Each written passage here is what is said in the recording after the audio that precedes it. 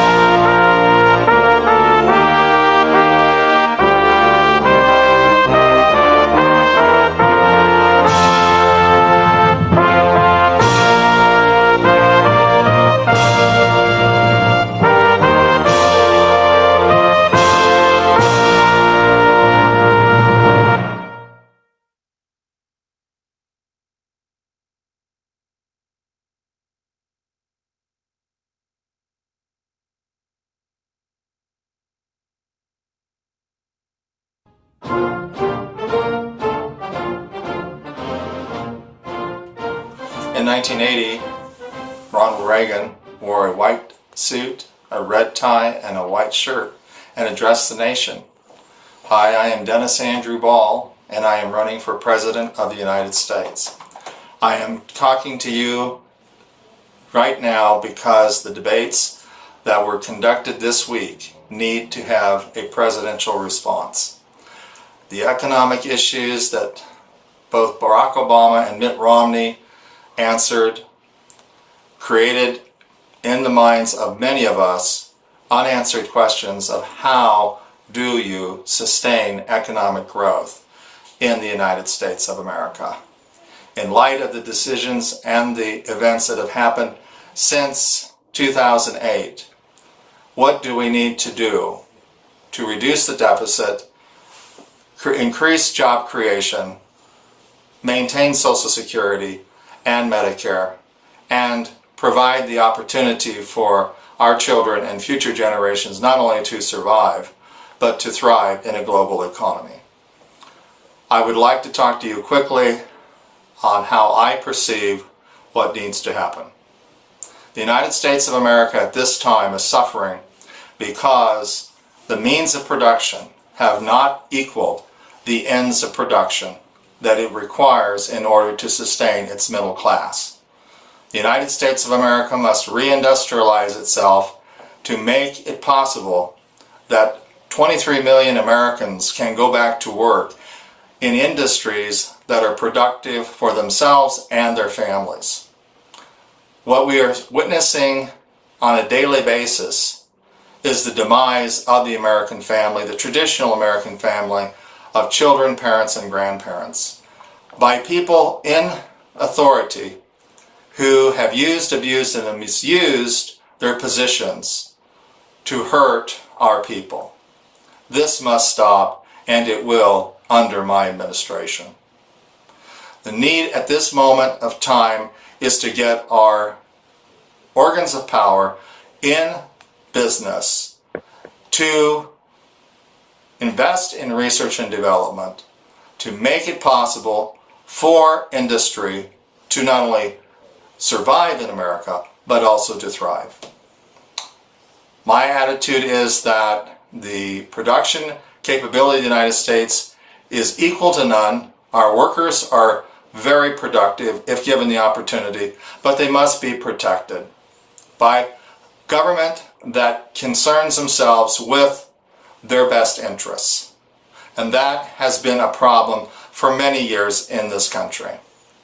My attitude also is that in order for our people to get themselves in a position to care for themselves and their children, we have to evaluate at this moment in time what is important for that to happen. And I believe that it will be more of a decision on the part of the American people when they go to the voting booth to decide who they think is best qualified to do that job.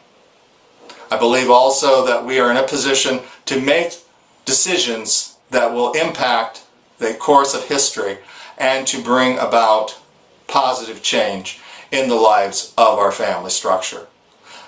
I want to say that in order to do that, the means of production will have to be a top priority to reindustrialize the middle class and to provide the support for the future generations.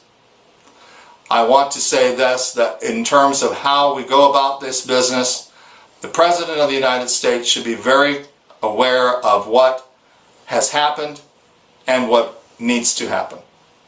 My interest at this time is to educate through my administration of candidacy for presidency to make it possible for you to learn more about me and to decide if you are better off since the election of Barack Obama and the changes that need to happen in terms of the increase in gas prices, in food prices, the mortgage forfeitures that have happened since him, and also what we will do in the future to make it possible for more people to be employed out of 23 million who are not. Consider this opportunity to communicate to your friends and your neighbors my thoughts, and I look forward to hearing from you. I need presidential electors who will vote for me through the Electoral College when I win the states in this country to become your next president. God bless you, and God bless the United States of America.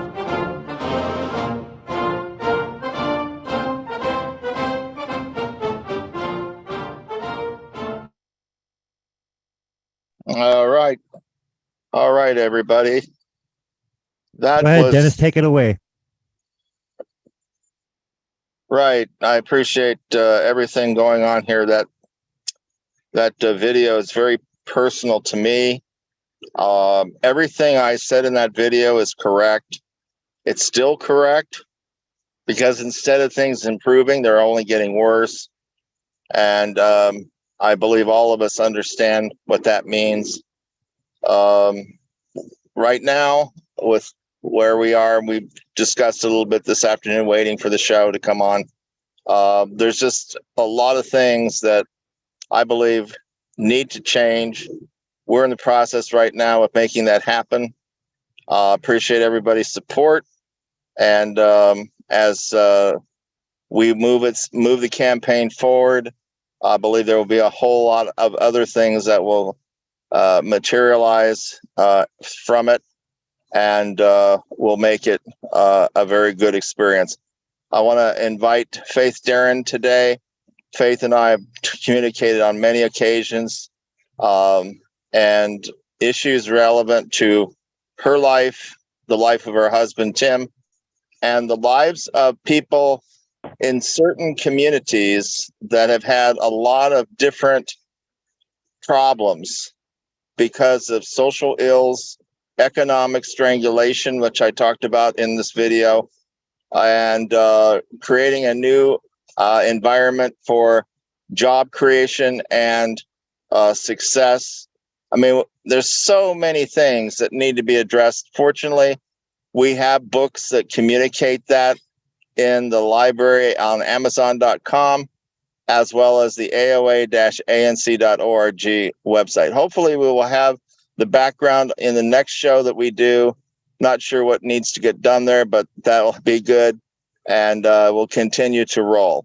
So with that, I want to welcome Faith Daron to the show.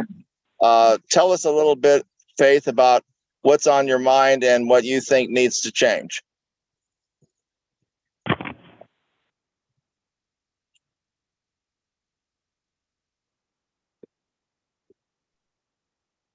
Faith, can you hear us? We can't hear you. Maybe unmute yourself.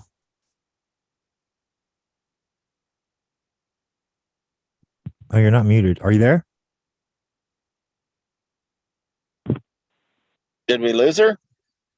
I don't think so. She's still on the call, but I don't think we can hear her. Really? Yeah. Faith, are you there?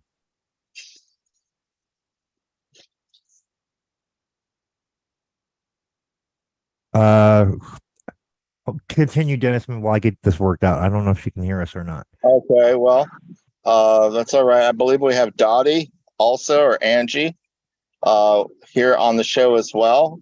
Can you say a few words, Angie? I'm here. How are you guys today? Well, it's good talking to you. It's been a while since I had a chance to communicate with you. I know you were going through some situations with your family. Yeah, that passed 2 weeks ago. Oh, your father died? Yeah, he passed away. He spent his last 2 months here with me, which was really nice. But you know what? Every time they didn't like something I would do, they would talk about how they would have to come in and take him. You know, like they threatened me quite a bit. Like if they thought I wasn't giving him enough care, or if they just didn't like something, whatever they didn't like, you know, they would threaten me with taking him. So, but he stayed too sharp-minded all the way up till the end. So, you know, I see. no taking him. But they did threaten that a lot. And I know that's part of that guardianship stuff where they come in and just take your parents from you. And that's just it. You know, they never get to come back home. They end up passing away alone and isolated. And I wasn't going to let that happen. He was here with me all the way up to the end. So I think they knew they had a fight on their hands. I know.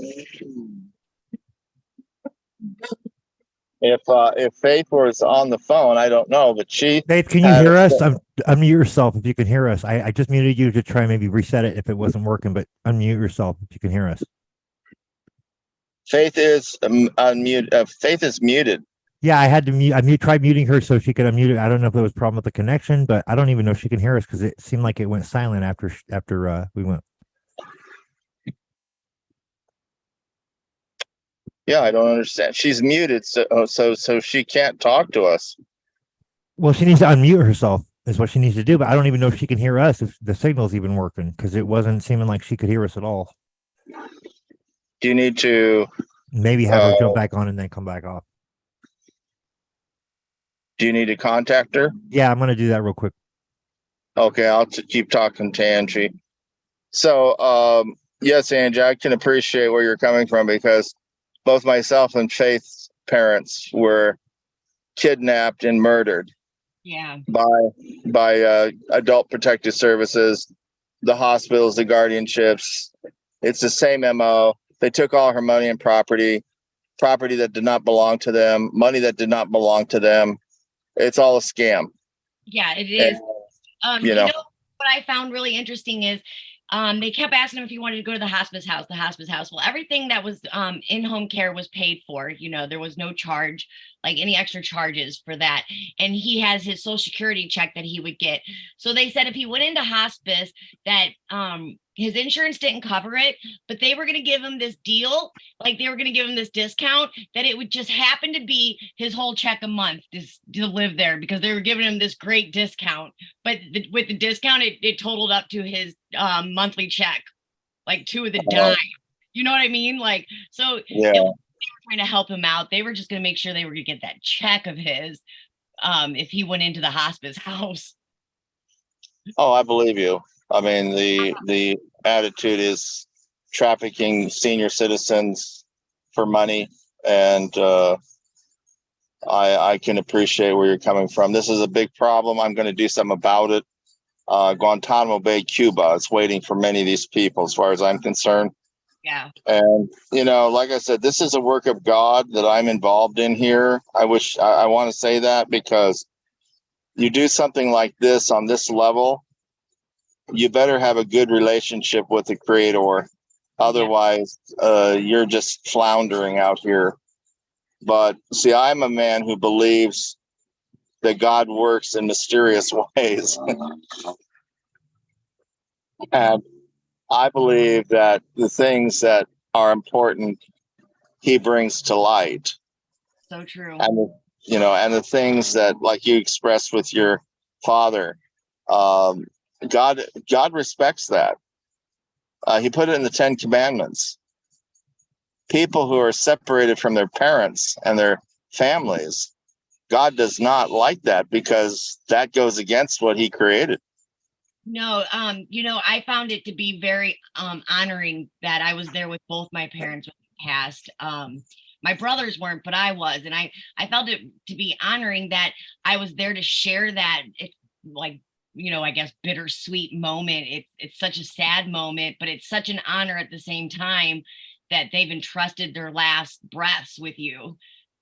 So I was honored to be there with both my parents, actually. And I got to take care of my dad the last 2 months of his life, and I wouldn't trade that up. I mean, he was a handful, don't get me wrong, bless his heart, but I wouldn't trade that for anything in the world. Like, I'm appreciative that I had that time with him, and that I got those last few months, and just show him love, how much I loved him, appreciated him for being there. He was 83, so I had a good 40 something years with him, so I appreciate it. Yes. Well, that's beautiful. I appreciate you saying these things. I think it's very important to communicate those things. I will say this, in Orange County, California, they're protesting about the probate abuse going on.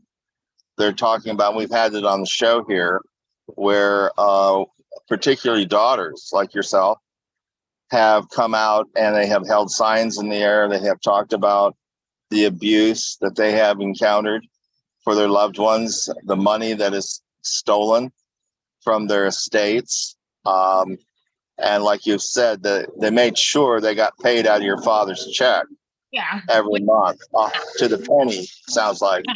Yeah, that was after their nice friendly discount, I was just like, Yes, I can see right through you.